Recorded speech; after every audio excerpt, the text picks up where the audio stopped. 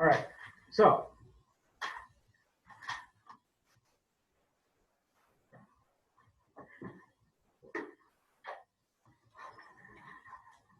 as we just said, there is one section at the end of chapter 4.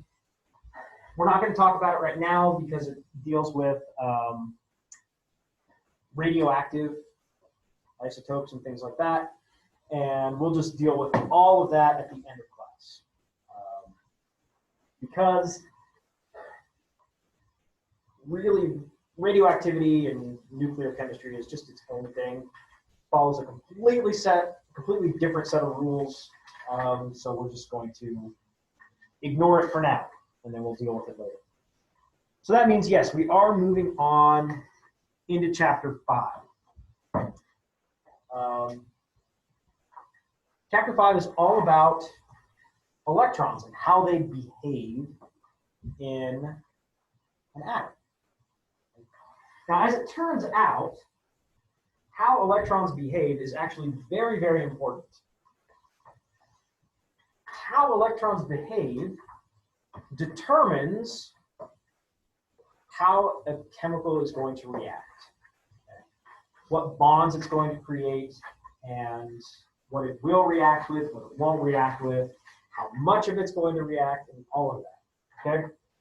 So, honestly, for a good chunk of time coming up here, we are going to be very interested in electrons and what they're doing. Now, if you remember, the electrons, we have figured out, because of Rutherford, that we have our nucleus, which is a positive charge, and then the electrons are all around outside in this cloud. Okay? But there's a couple of problems. We said that electrons were negative, and the nucleus was positive. We know that negative and positive really want to be next to each other. So what's keeping the electrons from smashing down into the nucleus? Well, we do now. But we didn't know then. Okay. So, while Rutherford's model was great, we needed another really big advance. Okay.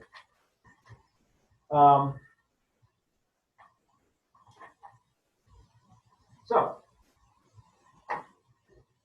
in order to understand electrons, we have to start somewhere else. We have to start somewhere that you might not necessarily think has anything to do with chemistry. We're going to start with light. Because once we understand how light behaves, we can apply that to electrons. Does that make sense? So, light is a form of electromagnetic radiation. Electromagnetic radiation. And if you have taken physics, I'm sure that you've learned all about that. But if not, we're going to give you sort of a brief overview here. Okay. So, light, as we have observed it and learned more about it, said, oh, okay, light travels in waves.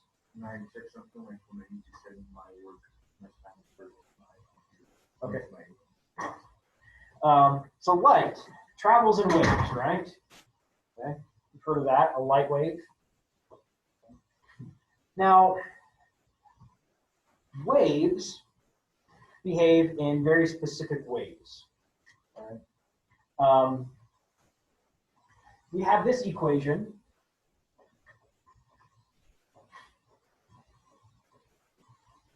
C equals lambda nu,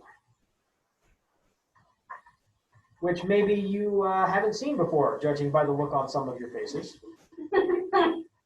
And that's okay, because we're going to show you how to use it. Okay?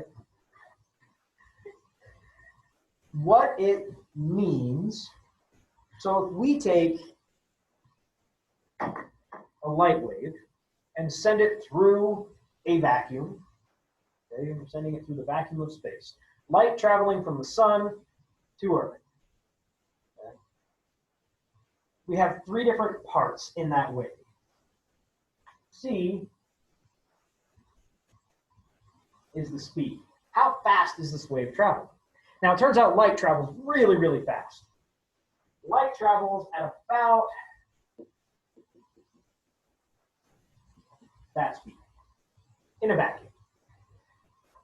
When you send light through something, it slows down. So this is the speed of light in a vacuum. Once again, you don't need to memorize that because it will be on the front of your tests. Speaking of, about 3.5 weeks, yeah, 3 weeks from Wednesday. It's on LMS. I'll give you a study guide before the test. Okay. So, yeah.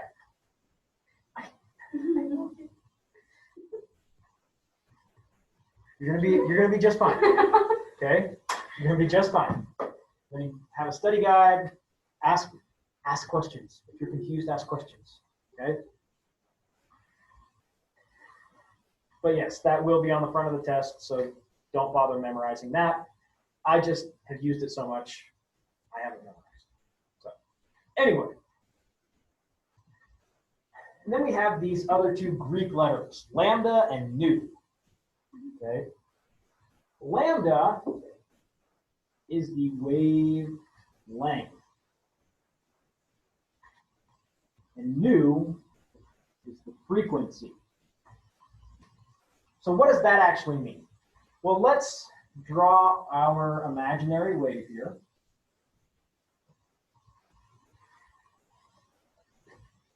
Okay. So the wavelength is the length of one wave. So you pick a point and you measure to that same point when it happens again. That is the wavelength.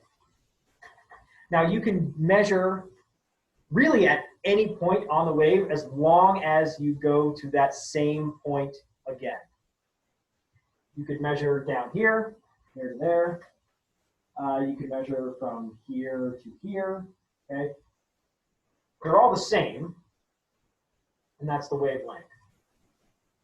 It's literally the length of one wave. Frequency is hard to draw because it requires the wave to be moving.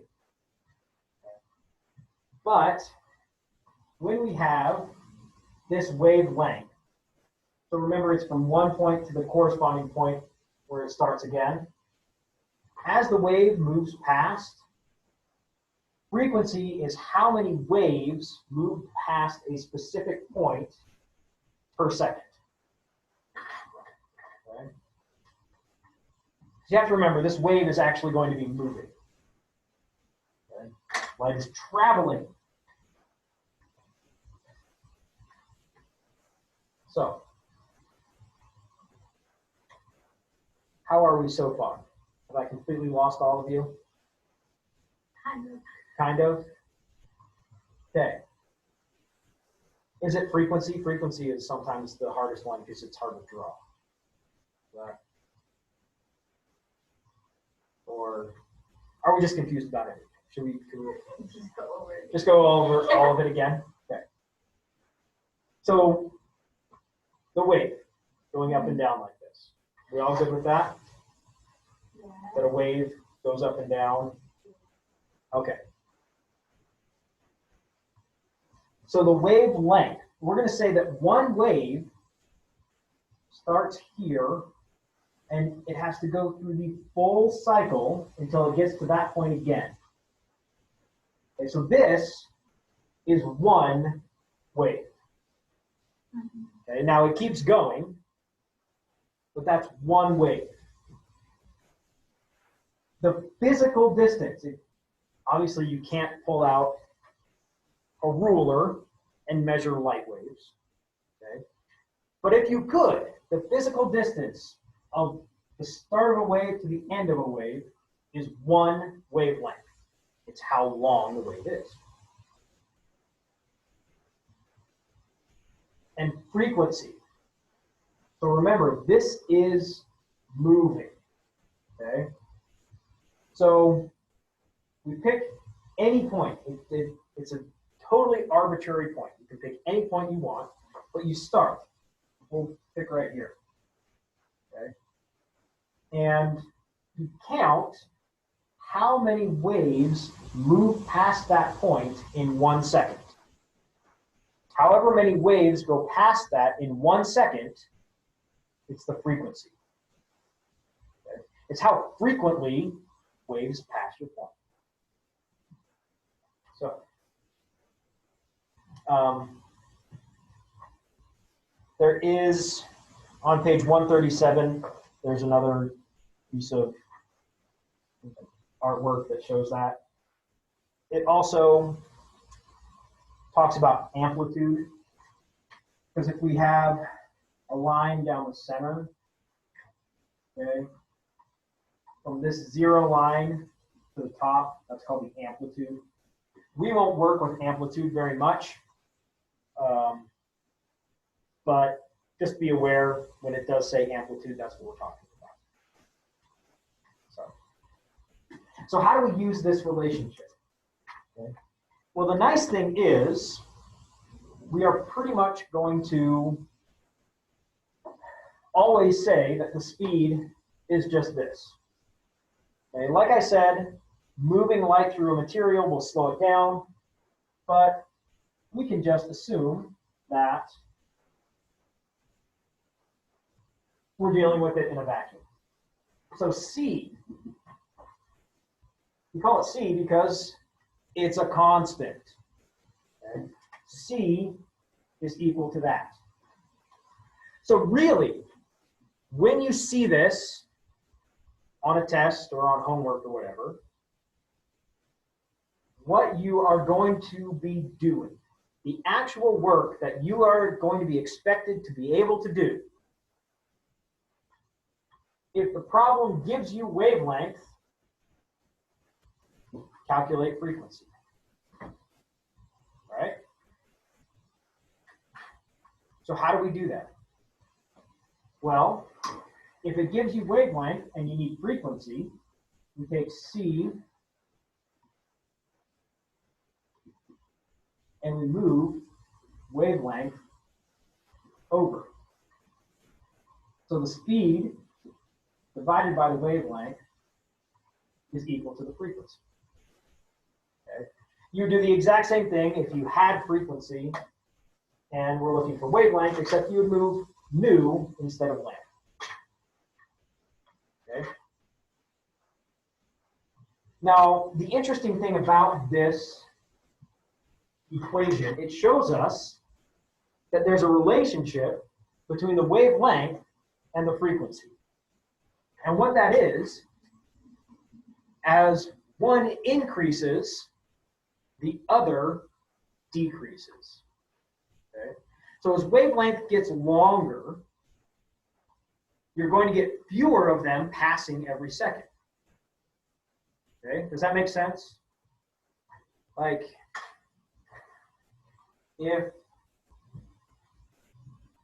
you're sitting at a red light, okay, you can get a lot more shorter cars going through the same area in the same period of time than if you have buses. Okay? They're moving at the same speed, which we've already said these waves are. So wavelength goes up, frequency goes down. Wavelength goes down, frequency goes up. Okay, So,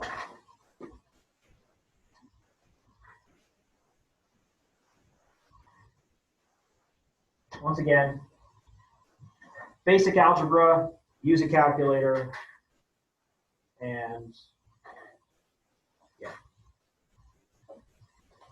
Don't be overwhelmed. You can do it. Do it. Okay. I think it'll make a little bit more sense once we do an example or two. Let me. Okay. So let's just talk about the spectrum real quick, and then we will do a couple examples. Okay. Now, when we talk about the electromagnetic spectrum, we're talking about all types of electromagnetic radiation. Now, all of these types of electromagnetic radiation follow the same rules. Light just happens to be a section of the electromagnetic spectrum. In fact, it's a very small piece of the spectrum. If you look on page 139, you can see it goes from all the way with the very, very big wavelengths in radio up to the tiny wavelengths in gamma, and visible light is a very small sliver. Okay. The other types of electromagnetic radiation, we mentioned radio and gamma, but that also leaves microwaves, infrared, ultraviolet, and X-rays. Okay. So, the same rules apply to all of them. There's really no difference in them. It's just that our eyes can perceive and interpret the very small sliver that is visible light. So, there are some animals that can see more than us. Like there are some animals that can see infrared. Now that would actually be really useful as humans, because infrared is actually heat. So you'd be able to see, like at night, you'd be able to see things glowing that are alive. Most of the things that can see infrared are predators, because it helps them catch their food. So anyway, let's do an example here. So if we're looking on page 140, microwaves are used to cook food and transmit information. Okay? So the microwaves that you use to warm up your lunch are actually using microwave radiation. Okay? Yeah. So you can also use microwaves to send wireless information. But anyway, so this is an example of sort of what you're going to see. What is the wavelength of a microwave that has a frequency of 3.44 times 10 to the 9th hertz? Okay. So we're going to be using, obviously, that equation right there. Okay. What I would suggest you do, and not just for these type of problems, but for all of these types of problems, write down what you know. Okay, what does the problem give you? So the problem tells us that the frequency, which is mu, is equal to 3.44 times 10 to the 9th hertz. Now, if you look at our SI unit poster, you can see that hertz is equal to inverse seconds, which is 1 over seconds, so per second. Okay. All right. Well, it's asking us what is the wavelength. So we know that's what we need to figure out. And then C, remember C is a constant. It's always going to be the same. So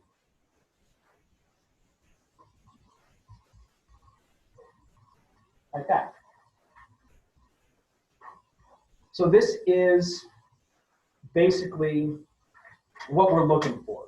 Right? When we have an equation like this,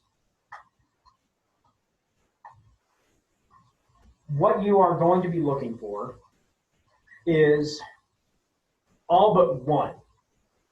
And then you have to figure out the last one. Okay? So out of three things, we know two. Perfect. We can figure out the third. So we need to do a little bit of algebra. Okay? So we want to get what we don't know by itself on one side. Well, to do that, move that, but we have to do that to both sides. So C divided by lambda, or nu, sorry, is equal to lambda. That's just algebra. Okay? If you're struggling with algebra, come see me during study hall and we'll work over some of it. Okay? But this is, yeah. And at this point, all we have to do is put this into our calculator.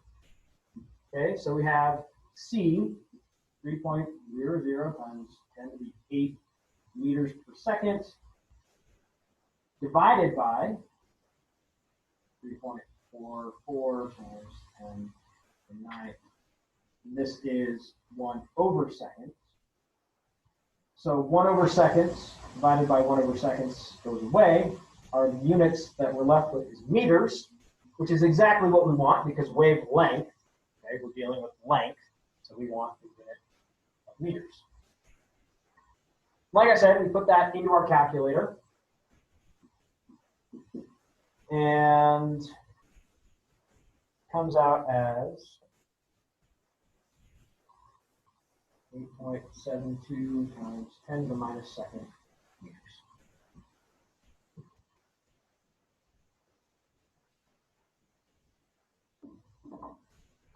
Let's do another one. Okay.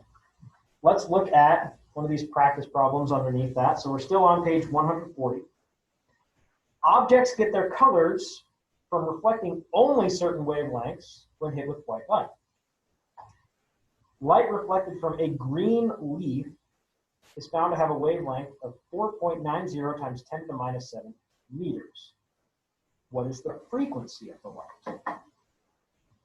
So once again, we're going to use the same equation. So we need to figure out what is C, what is lambda, and what is nu. C. We know C.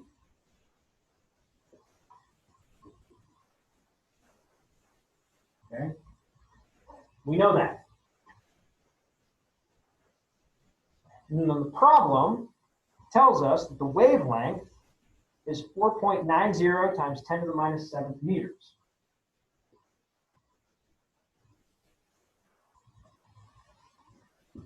And it says, what is the frequency? So we don't know that. But as long as we only have one question mark, algebra will figure out the answer for us. Okay? Now this time, we want to rearrange so that nu is by itself. So that means we need to get rid of this lambda. And the only way to get rid of that is divide by itself, but we have to do it on both sides. So now we have C divided by lambda is equal to nu. Okay. The more you do the algebra, the more comfortable it will become. By the time you've been doing algebra as long as I have, you do it in your head. I don't expect you to get to that point. Speaking of doing things in your head, on homework and tests, I don't require that you show your work. However, if you do show your work and you get something wrong, if I can see that you were mostly right, I can give you partial credit. But if you just put an answer and it's wrong, well, sorry, it's wrong. Okay? So it's always a good idea to show your work, because it could be that you did absolutely everything right, but you put it in your calculator wrong, you hit a key wrong. On a test, if I can see that you did everything right, but somehow just putting it into the calculator was wrong, you're going to get most of the points. Okay? So it's a good idea to just get into the habit, show me your work. Now, if you get all the questions right, it's not an issue. But if you don't get them all right, then you could potentially be missing points, if that makes sense. So, anyway, so here we are. We want to know this. It's by itself, which means we're ready to go to our calculator. We're ready to put these in and see what it is. So we substitute in our values here.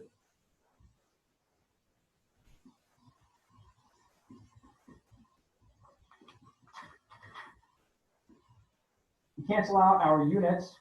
Now we're left with 1/seconds, which is exactly what we want for frequency. So that's another good check. If you've gotten to the units you want, that means you did the algebra right. If you didn't get to the units you wanted, double check your algebra. Okay.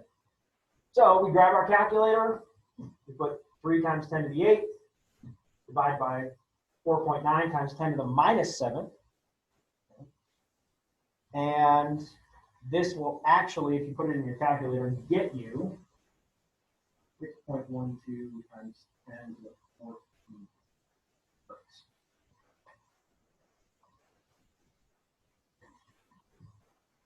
Okay. So when you're dealing with waves, this is the equation that you're going to want to use all the time. Okay? That's the equation. And you just have to put 2 of them in together and figure it out. Okay. Okay.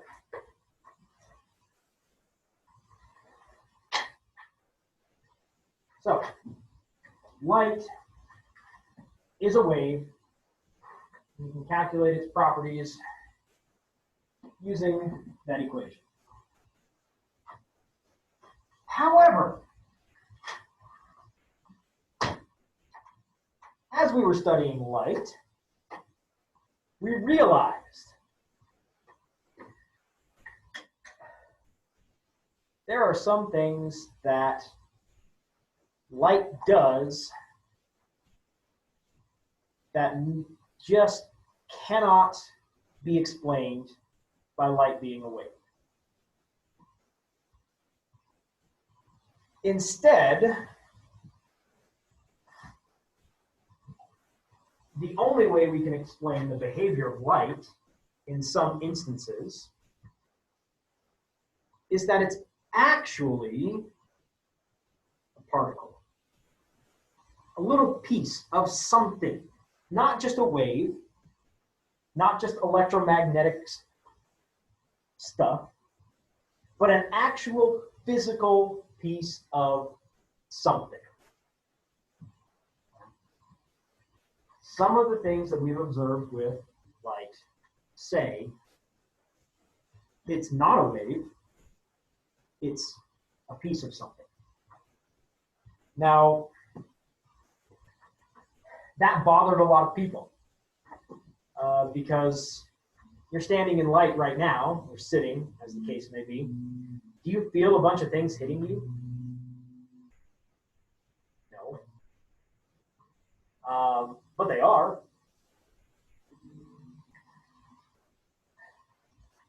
It's actually really interesting. There are some people who have come up with, it's called a light sail, and it is a way to use light to propel a spacecraft.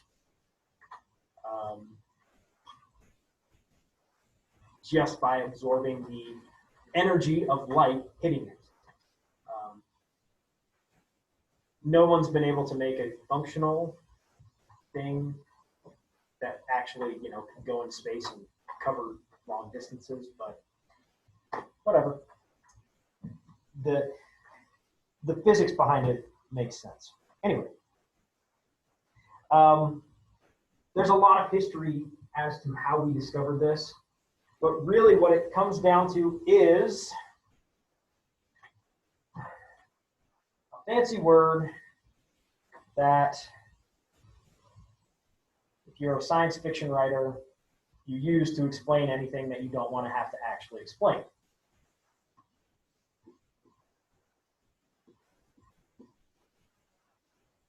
Quantum. So quantum, in and of itself, is not overly complicated, the idea of what it means. What it means is that whatever you're measuring has a smallest unit. Okay? So when we talk about light, okay, the smallest unit, the one individual piece, we would call it a photon.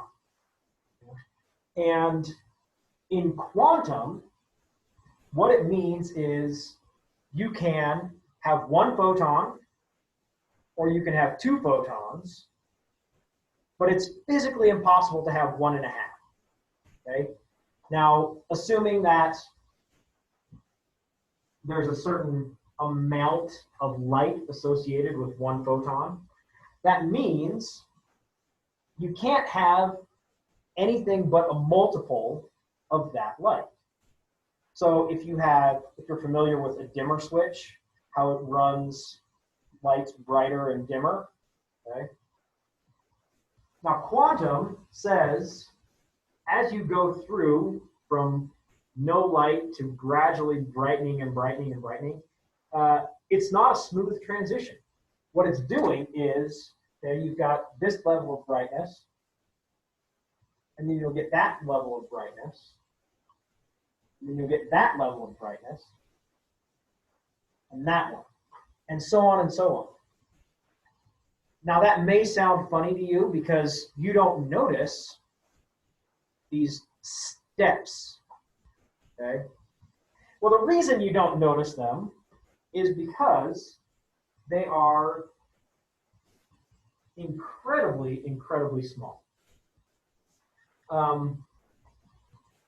We're talking 10 to the minus 34th small, okay? And that's why the quantum nature of light went so far, or it took so long to discover it, okay? So we can figure out the energy level of a single photon, okay? We have another equation for that. E equals h nu. Now nu is the same nu frequency. So the energy depends on the frequency. Okay.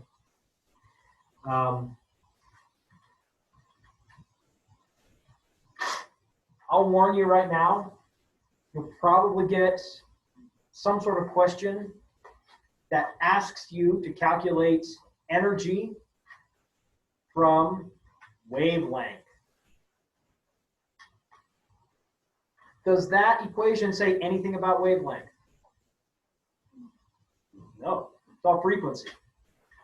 So can you calculate the energy of a photon given its wavelength?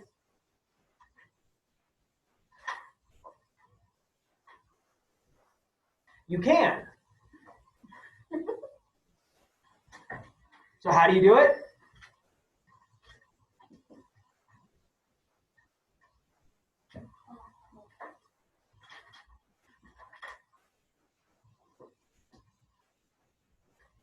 just like that. You have to use two equations, but neither of them is overly complicated.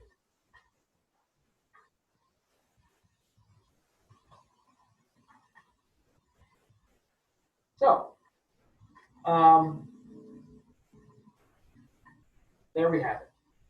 The energy. Now, the nice thing is, H is another constant. Okay? H is Planck's constant. Any of you watch Stranger Things? Remember when they had, in the last season, they had to know Planck's constant? This is Planck's constant. So, times 10 to the minus 34th. 6.626 times 10 to the minus 34th. That's as far as we are going to take it. In the show, they had more digits than that. They also left off the whole times 10 to the minus 34th part. Anyway, this is just kind of the joys of watching science fiction as a scientist. Like, what's wrong?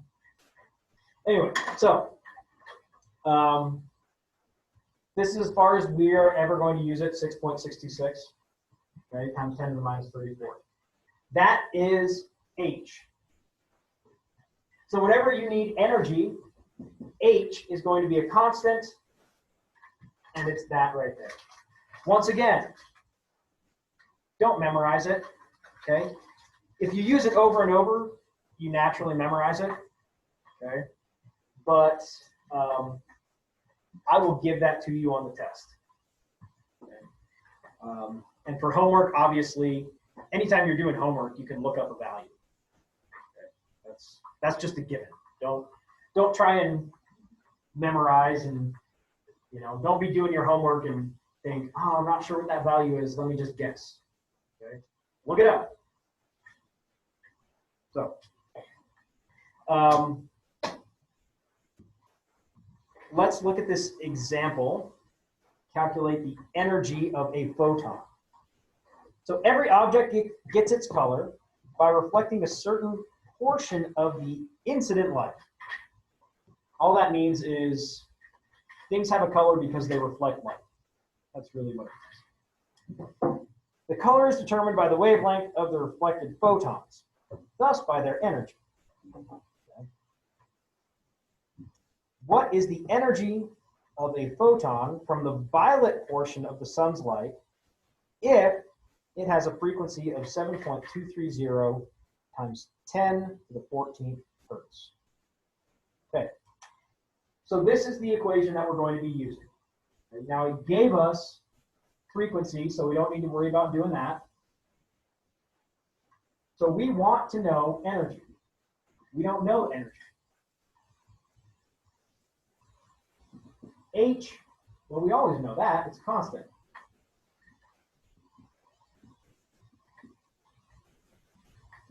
And the frequency, well, it gives us the frequency, 7.230 times 10 to the 14th hertz. Okay. You know what's nice about this one? We don't have to do any algebra rearranging, because energy, what we want, is already by itself. Okay? So we're ready to just start plugging in. So H times nu.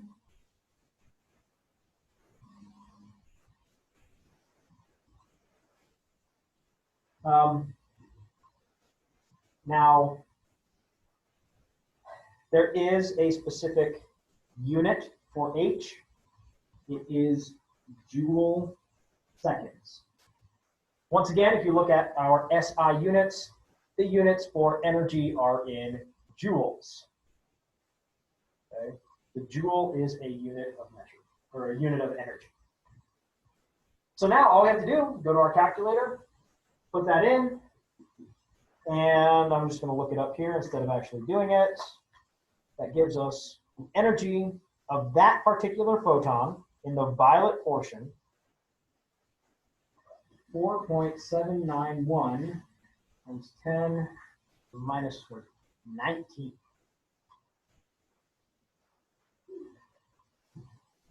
Okay. So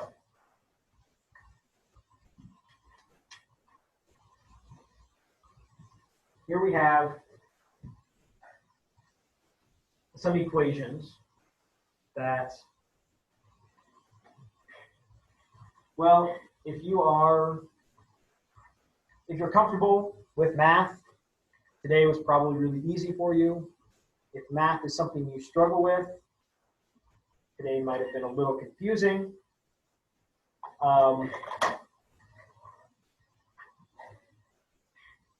But that's just kind of chemistry, unfortunately. Some of our chemistry units will use more math than the others.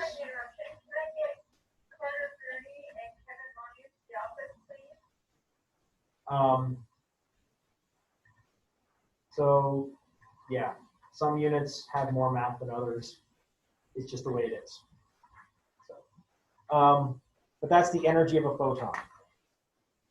Now, we'll mention the photoelectric effect.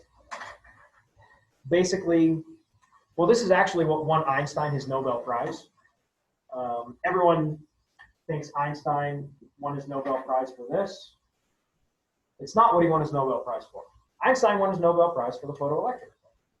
The photoelectric effect is, by the way, if you're looking for it, we're on page 142.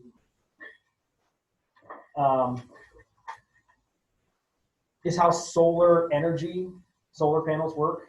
If you hit specific metals with light, we start to get electrons jumping off. Okay? And that can only be explained by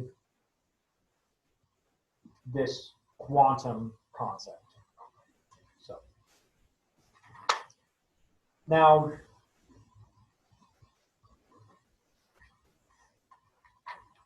how all of this ties to electrons.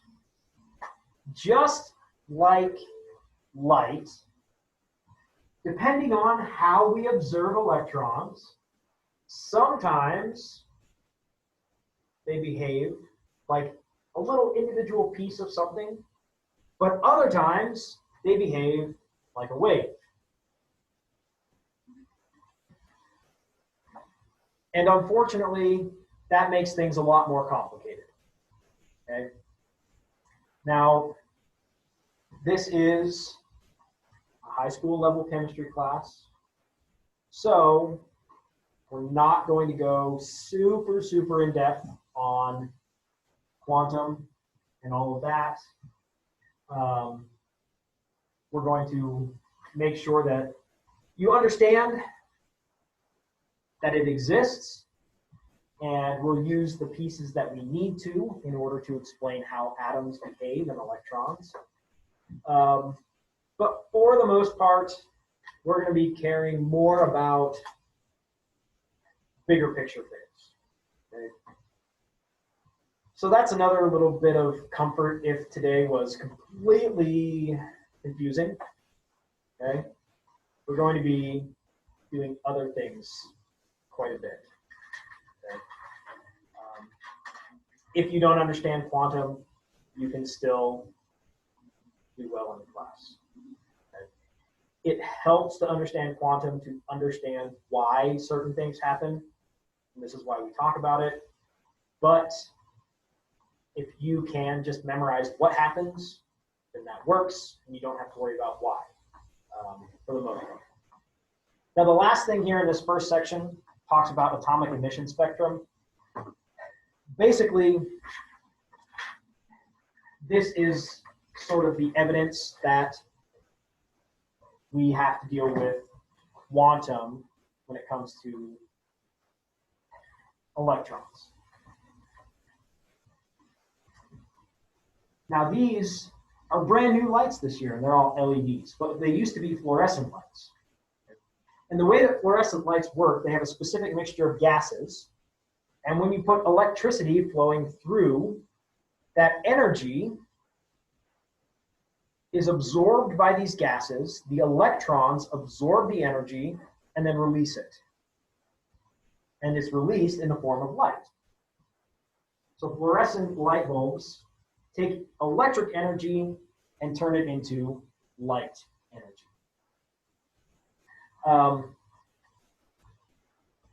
Now, all of the elements are able to do this.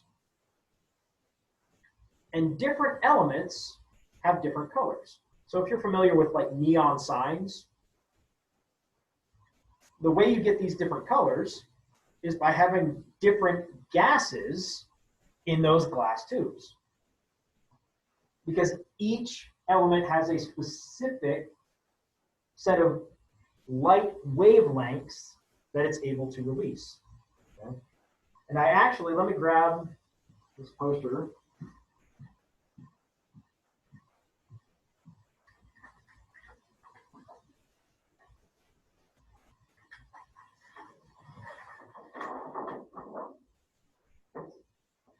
So this has several different elements and the wavelengths that they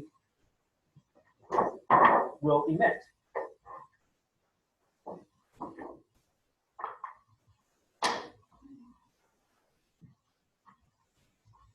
So like lithium, okay? If you were to have lithium gas in a tube and then run the electricity across it, you're going to get this wavelength, and then there's a couple down here that might be a little bit hard to see because they're dark. But they're in the blues. Okay, they match up right here. We're not going to get into how we've discovered this because that takes a little bit more physics and things that we just don't have time for. But every element, okay, has specific signature lines. Okay? If you've ever been interested in astronomy and they said, oh, this star has high levels of this element, this planet we know has high levels of whatever element. Well, this is how we know, because we're taking the light and we are analyzing it to get these, and each one is unique, and so we can piece them all together. Okay? So, this absorption is pretty much the same thing, except in reverse. It's what does it absorb rather than emit. We do these ones with larger elements because it's a little bit easier, or not elements, larger molecules. Because it's easier to see what they absorb than to run electricity through these larger molecules to get that. But anyway, so this is how we can identify different elements. You combine them to get whatever color it is you're looking for in your neon lights, things like that. So, okay. So that's the end of section 1. Like I said, quantum and dealing with electrons, it gets confusing. It does. So if right now you are confused, that's okay. All right. I'm going to give you some homework to see how well you understand this. If you're working on that homework and you are completely lost, let me know. Okay? We'll work through it together. All right? There's no reason to guess on work or just, you know, sit there for hours and hours thinking, how in the world do I do this? Okay? Come see me. Okay? I'm happy to work through it with you so that we can get you to where you understand what you need to do. So, anyway, so this is going to be in chapter 5, and I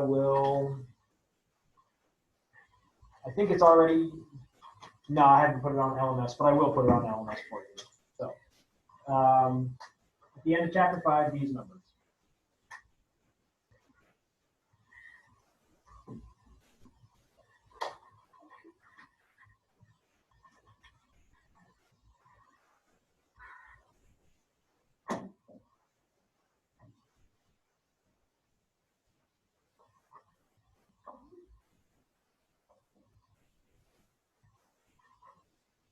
So go ahead, give you the rest of the class to start on that.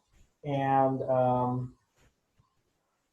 yeah, like I said, if you're struggling, come talk to me. We'll work it out.